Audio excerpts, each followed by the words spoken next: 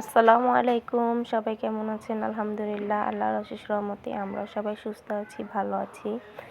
তো বাসায় যত কাজ করেন নাই কেন, যত কিছুই রান্না করেন না কেন, 19 থেকে 20 হলে কিন্তু হাজবেন্ড নামের মানুষটা অবশ্যই রান্না করে ধরবে। তাদের কোনো কাজ নাই, কাম নাই, মানে খাবারের দিক দিয়ে বলি, তাদের কাজ তো অবশ্যই আছে। তারা কাজ না করে দিলে আপনি এমনি রান্না করবেন কীভাবে? তার জন্য আমি বুদ্ধি খাটিয়ে ডিম ভুনা আর মাছ ভুনা একসাথে করছি, কিন্তু দুইটা আলাদা করে রাখছি। তাদের হচ্ছে মেয়ের জন্য একটুখানি পোলাও রান্না করছিলাম। আসলে বাচ্চা মানুষ কিছু, আমরা রমজান মাসে রোজা রাখি, তো মেয়ের তেমন কিছুই খাওয়া হয় না, এই জন্য ভাবলাম ইফতারও আমি তো খেতে পারবো। আর সাদা ভাত, এই যে রান্নাবান্না করতেছিলাম।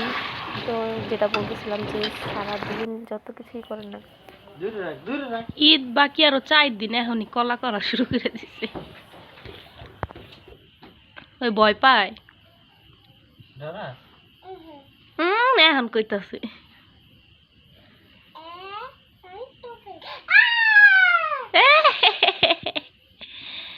ভয় পাও না?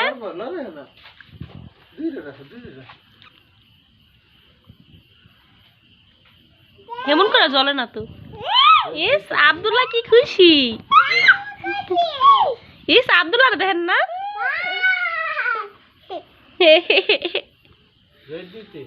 হ্যাঁ কটা বম নেন, অনেক মজা লাগতেছে বাবা। শেষ, ঈদ শেষ। আসসালামু আলাইকুম। আজকে ইফতারে এই তো লুচি বানাইছি, আর হচ্ছে এটা আলু দিয়ে, শুধু আলু দিয়ে আগে জাল দিছি, তারপরে হচ্ছে পেঁয়াজ আর হচ্ছে কালিজিরা দিয়ে বাগার দিছি। আমি ভাবতেও পারিনি এত মজা হবে, আর সারাদিন রোজা রাখার পর অনেক অনেক ভালো লাগছে, আলহামদুলিল্লাহ। তো রাতের বেলা এই যে আসলে 2 দিন ধরে হইতেছে কি, আমার হাজবেন্ড মাছ টাছ এগুলো খেতেই চায় না, একটুও খায় না।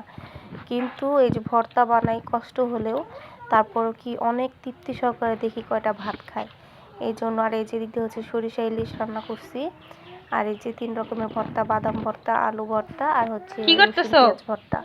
এদিক দিয়ে দেখেন। ছি ফাতেমা, তুমি কি আপু?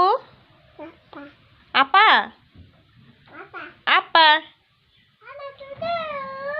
কেন আর দিতে হবে কেন?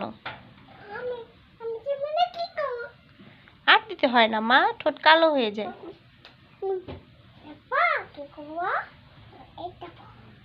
এই দেখো, তাই নাকি? হ্যাঁ। তুমি দুষ্টু দুষ্টু করছো কেন?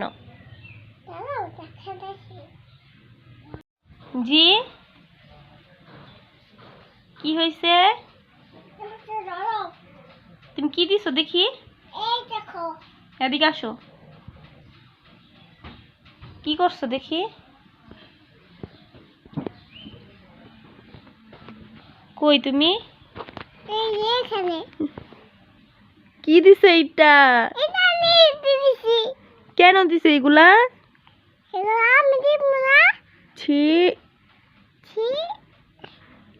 ছি ছি ছি ফাতেমা ছি। আব্দুল্লাহ আব্দুল্লাহ আব্দুল্লাহ বাবা,